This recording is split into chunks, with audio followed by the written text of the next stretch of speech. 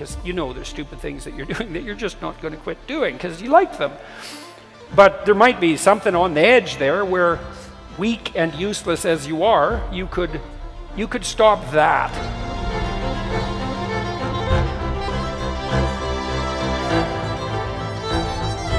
지난 영상에서 우리는 앤드류 테이트가 인기 있는 이유에 대해서 다루었습니다. 현대의 나쁜 남자가 되는 것 말고는 대안이 없는 남성들이 나쁜 남자를 이상적 남성상으로 삼으며 일어나는 일이었는데요. 피터슨은 이를 이해하고 또 앤드류 테이트에 대해 직접적인 언급은 피하지만 이것이 이상적이라고 보지는 않습니다. Maybe like a kind of a violent rapper, same sort of attraction to young men, and that attraction is the attraction of what's the alternative to a kind of cringing defeat, and so maybe a forthright aggression is a preferable alternative to a cringing defeat.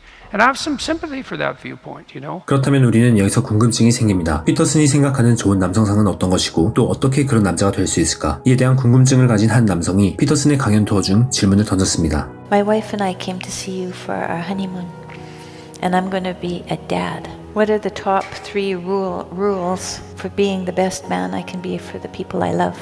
이를 들은 피터슨은 그 특유한 고뇌하는 듯한 화법으로 3가지 법칙을 제시합니다. 그 법칙 첫 번째는 바로 좋은 질문을 제대로 던져라입니다. Rule number 1 is ask that question. That's a good question. That's a meditative and prayerful question. I don't think there's any difference, by the way, between prayer and thought. I think that thought is secularized prayer. I think that's even true, like evolutionarily and historically. And then the question is, well, what is prayer? And by implication, thought. And that is the opening up of yourself to revelation, and then the critical analysis of the revelation. And so what do I mean by that? I mean, when you think, you admit your ignorance, because why think if you're not ignorant? And you note that you have a problem. 먼저 좋은 남자가 되기 위해서는 좋은 질문을 던져야 합니다. 그리고 좋은 질문과 그 대답을 위해서는 스스로의 무지를 인정하고 열린 자세를 유지해야 하죠. Which is to ask the question associated with the problem, and then you open yourself up for receipt of an answer. It's really important to get the question right. 여기서 우리가 마주한 문제는 어떻게 해야 최고의 남자가 될 수 있을까였습니다. 그렇다면 여기서 우리는 이 문제에 대해 질문해야 합니다. 조던 피터슨은 수많은 상담 경험을 거치면서 내담자들의 문제를 해결하는 것은 결국 스스로 문제를 마주하고 책임을 지고 의지를 갖고 나아가는 것이라는 결론을 얻었습니다. 여기서도 마찬가지로 그러한 전략이 필요합니다. 문제를 마주하고 똑바로 나아가야죠. There's the first rule. Get the question right. That's a pretty good question. That question is how am I the best father and husband in relationship to those I love? And then that has to be a question. And then you can ask yourself, think, okay, how would have I liked my father to have conducted himself? And how did fathers that I knew that I admired conduct themselves? And how did great men in history who would be models for fathers conduct themselves? And what is the eternal spirit of the redeeming father?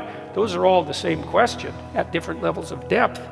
And if you ask yourself that question, you'll stumble towards a revelation of the answer.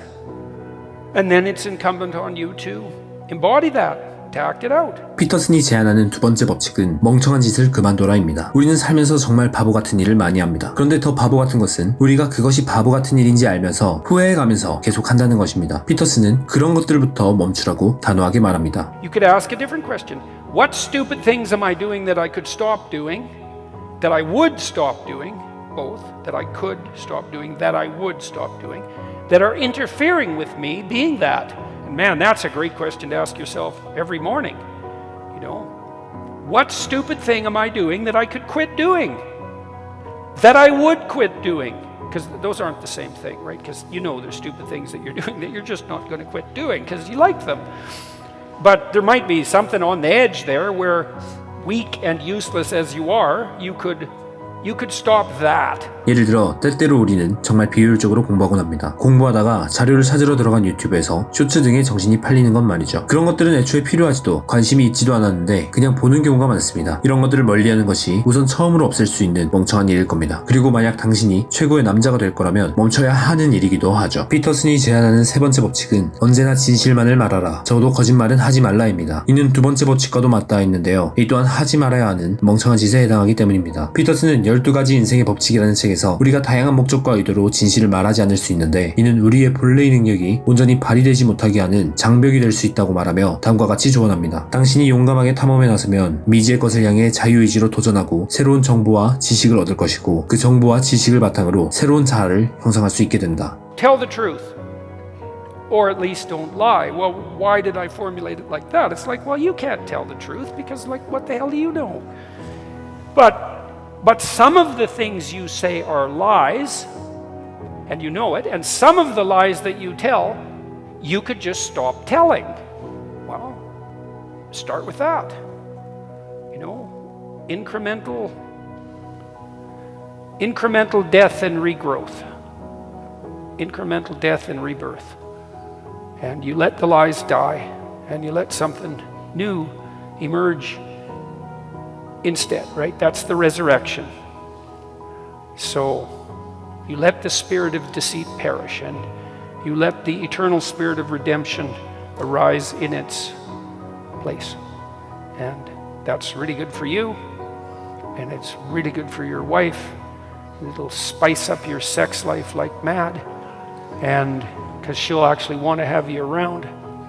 And that's kind of useful if you're trying to seduce someone, even your wife, who you might think is otherwise obligated, and perhaps she is, but I don't know how much fun that is. Obligatory sex, that's not a very good idea. And it'll be really good for your kids, and maybe there's enough to you so that it won't just be good for you and your wife and your kids, but maybe it'll be good for your friends, and then maybe for your community, and who knows what would happen if you really got your act together.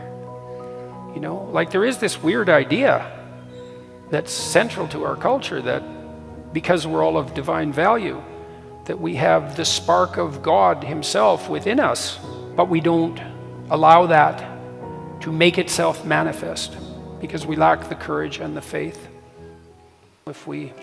If you as a father decided you were going to take the bushel off your light, and that'd be great for your kids, you know. And one of the things you got to understand about your kids, this is really worth knowing.